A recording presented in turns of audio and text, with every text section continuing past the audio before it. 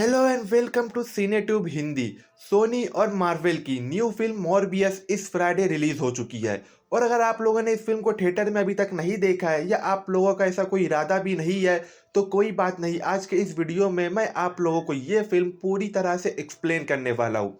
बता दूं कि ये फिल्म एक सुपर हीरो फिल्म है और ये फिल्म काफ़ी ज़्यादा इंटरेस्टिंग है, तो इसलिए आप लोग वीडियो के एंड तक बने रहिएगा। तो चलिए शुरू करते हैं आज का ये वीडियो और देखते हैं मॉर्बियस की स्टोरी। लेकिन वीडियो शुरू करने से पहले अगर आप लोग हमारे चैनल पर न्यू हो तो प्लीज़ चैनल को सब्सक्राइब कर दीजिए। So let's start the video. Film शुरू होती है और हमें हमारे मेन कैरेक्टर को दिखाया जाता है। इनका नाम माइकल मॉर्बियस होता है और ये अपाहिज होते हैं, यानी ये हैंडीकैप होते हैं, ये अपने पैरों पर चल नहीं पाते। इन्हें चलने के लिए स्टिक्स की ज़रूरत पड़ती है। और आप लोगों को बता दो कि माइकल बहुत ही मशहूर डॉक्टर होते हैं, ये जीनियस भी होते हैं। यहाँ तक कि इन्हें स्वीडन के महाराजा से अवार्ड भी मिल चुका होता है। अब चूंकि ये अपाहिज भी होते हैं और साथ में बहुत बड़े डॉक्टर भी होते हैं, इसलिए ये अपने इलाज के लिए नए नए तरीके ढूंढते रहते हैं। एक दिन इनके दिमाग में एक तरकीब आती है, ये बैट्स का डीएनए और अपना डीएनए मिलाकर एक सिरप बनाते हैं। और इनका मानना ये होता है कि ये सिरप अगर इनके डीएनए में मिल जाएगा तो इनके अंदर पावर आ जाएगी और ये अपने पैरों पर खड़े हो पाएंगे।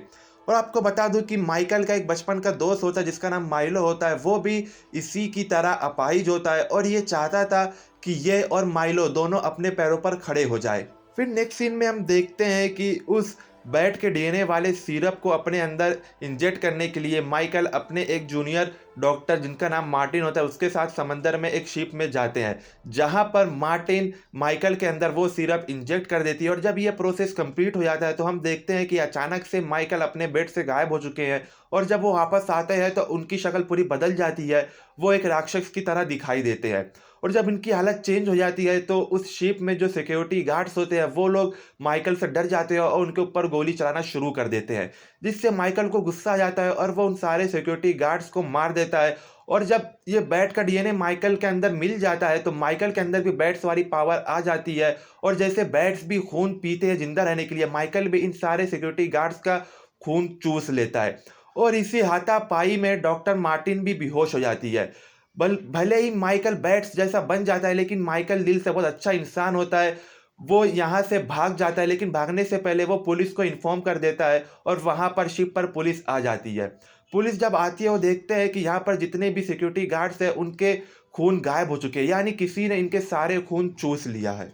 और आप लोगों को बता दूं कि माइकल ऐसे बैट के डीएनए वाले 3 सिरप बनाता है और उसने अब तक सिर्फ एक ही सिरप इंजेक्ट किया है, यानी अभी भी उसके पास 2 सिरप बचे हुए हैं। खैर जब पुलिस उस शिप पर आती है तो पुलिस ये न्यूज़ मीडिया तक पहुंचा देती है और मीडिया पर जब ये न्यूज़ चलती है तो माइकल का दोस्त माइलो समझ जाता है कि ये काम किसी और का नहीं बल्कि उसके बचपन के दोस्त माइकल का ही है। फिर नेक्स्ट सीन में हम देखते हैं कि माइकल वापस अपने लैब में आता है।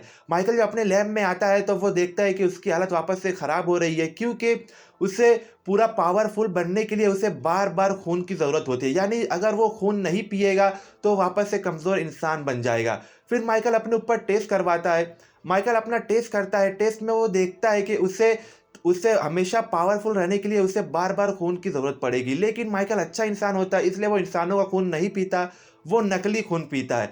माइकल एक डॉक्टर होता है इसलिए वो अपने लिए एक आर्टिफिशियल ब्लड बनाता है, जिसका इस्तेमाल करके माइकल अपने अंदर बैट वाली पावर लेकर आता है। यहाँ पर मैं आप लोगों को बताता हूँ कि माइकल यानी मॉर्बियस की पावर क्या होती है। बेसिकली माइकल की पावर बैट्स की तरह होती है, वो दीवारों पर चल सकता है, चिपक सकता है और वो थोड़ा बहुत हवा में भी उड़ सकता है, लेकिन उसकी स्पीड बहुत ही ज़्यादा होती है, बिल्कुल बैट्स की तरह। और माइकल के नाखून भी बड़े हो जाते हैं और उसके दांत भी बड़े हो जाते हैं, लेकिन माइकल को इन सब चीज़ों पर कंट्रोल होता है, इसलिए वो जब चाहे अपने नाखून और दांत नॉर्मल शेप में ला सकता है।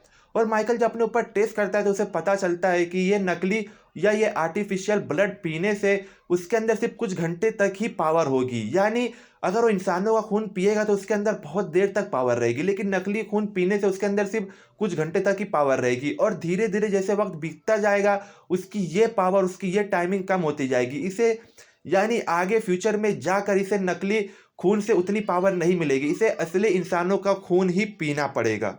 फिर नेक्स्ट सीन में हम देखते हैं कि माइकल से मिलने के लिए उसका दोस्त माइलो आता है, जो भी अपाहिज होता है माइकल की तरह। और माइलो माइकल से कहता है कि उसने जो सिरप यूज़ किया है वो सिरप उसे भी दे दे, क्योंकि उसे भी इसके जैसा पावरफुल बनना है, उसे भी अपने पैरों पर खड़ा होना है। लेकिन माइकल माइलो से कहता है कि ये सिरप अच्छा नहीं है, इसने देखो मेरा क्या हाल कर दिया, मैं राक्षस बन गया हूँ, मुझे अपनी बॉडी पर कभी कभी कंट्रोल नहीं रहता, इसके लिए मुझे इंसानों का खून पीना पड़ेगा। लेकिन माइलो कहता है कि मुझे कुछ फर्क नहीं पड़ता, मैं बस चाहता हूँ कि मैं अपने पैरों पर खड़ा हो जाऊँ और मैं ताकतवर बन जाऊँ। लेकिन माइकल उसे मना कर देता है। माइलो उससे बहुत रिक्वेस्ट करता है, लेकिन माइकल उसकी एक नहीं सुनता और उसका इलाज करने से मना कर देता है। लेकिन माइलो वहां से जाते जाते वो सिरप चुपके से चोरी कर लेता है, लेकिन इस बात की खबर माइकल को नहीं पड़ती। अगले सीन में हम देखते हैं कि माइकल अपने हॉस्पिटल में बैठा होता है। उसके हॉस्पिटल में एक नर्स होती है जिसके ऊपर माइलो अटैक कर देता है और उसे मारकर उसका खून चूस लेता है। यहाँ पर हम जान जाते हैं कि माइलो ने वो सिरप अपने अंदर इंजेक्ट कर लिया है। अब वो मोरबियस यानी माइकल की तरह बन चुका है। फिर वहाँ से जब माइलो भाग जाता है और जब वो नर्स मर जाती है तो वहाँ पर बहुत ही ज़्यादा अफरा तफरी मच जाती है, जिसे देख कर मोरबियस यानी माइकल डर जाता है। उसे लगता है कि शायद ये उसने ही किया और उसे याद नहीं हो। फिर मोरबियस यानी माइकल वहाँ से भागने की कोशिश करता है, तभी वहाँ पर पुलिस आ जाती है और पुलिस को माइकल के ऊपर पहले से ही शक होता है, इसलिए वो लोग माइकल को गिरफ्तार कर लेते हैं। माइकल को पुलिस गिरफ्तार करके उसे जेल में कैद कर देते हैं और जेल में बैठे बैठे माइकल को काफ़ी ज़्यादा घंटे गुजर जाते हैं, जिसकी वजह से उसे खून नहीं मिलता और खून ना मिलने की वजह से माइकल बहुत ज़्यादा कमज़ोर हो जाता है। तभी जेल में हम देखते हैं कि उसका दोस्त माइलो आता है एक वकील बनकर। माइलो वहाँ पर आता है, लेकिन मैं आप लोगों को बता दूं कि माइकल को यहाँ पर नहीं पता होता है कि माइलो उसके जैसा बन चुका है।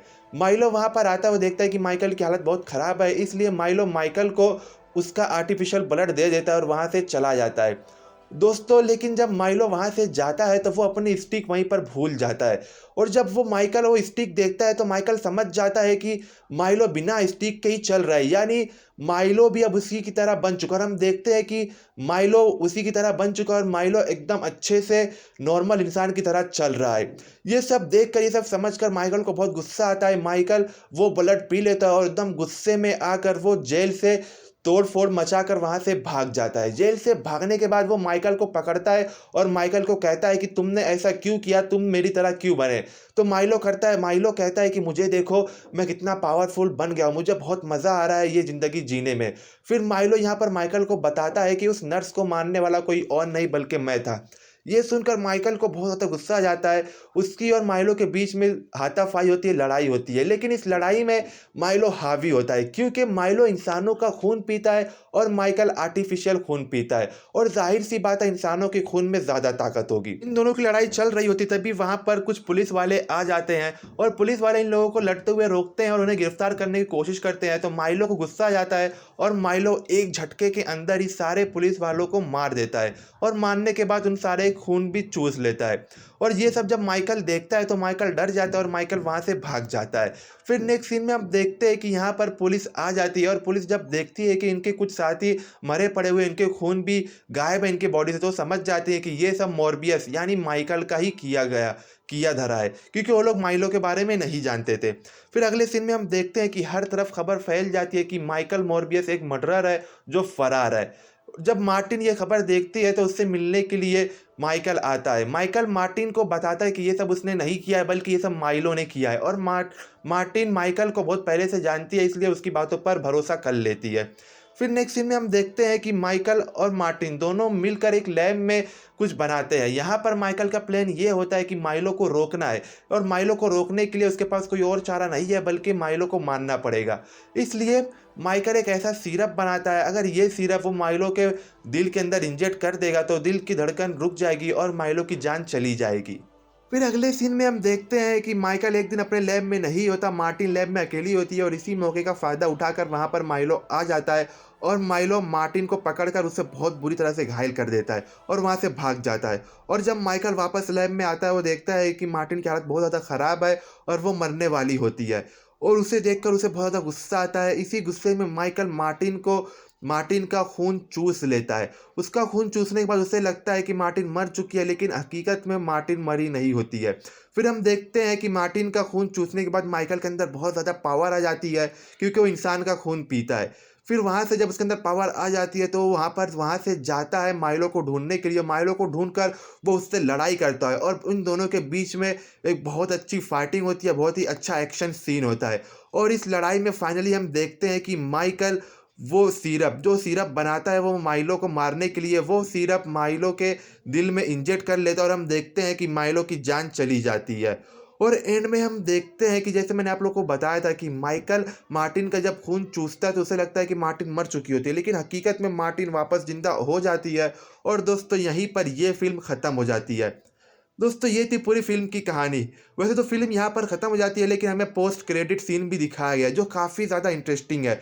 पोस्ट क्रेडिट सीन में ये दिखाया गया है कि एड्रियन टूम्स जो स्पाइडरमैन यूनिवर्स का एक सुपर विलेन होता है वो वापस आ चुका है। दोस्तों आप लोगों को बता दूं, वैसे तो ये एक दूसरे यूनिवर्स का होता है, लेकिन नो वे होम में जो हमने देखा था पीटर पार्कर की हरकत की वजह से जो मल्टीवर्स खुल गया था, शायद उसी की वजह से ये वापस आ चुका है इस यूनिवर्स में। फिर एंड में हम देखते हैं कि एड्रियन मिलता है मॉर्बियस से और कहता है कि स्पाइडरमैन की वजह से शायद वो यहाँ पर आ गया है और हम दोनों को मिलकर साथ में काम करना चाहिए।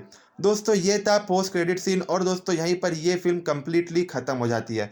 तो दोस्तों आप लोगों को ये वीडियो कैसा लगा, आप लोगों को मॉर्बियस की फिल्म की कहानी कैसी लगी, प्लीज़ कमेंट में ज़रूर बताना। अगर आप लोगों को ये एक्सप्लेनेशन वीडियो पसंद आया तो प्लीज़ वीडियो को लाइक कर देना और चैनल को भी सब्सक्राइब कर देना। मिलता हूँ आप लोगों से नेक्स्ट वीडियो में, तब तक के लिए जय हिंद, अलविदा।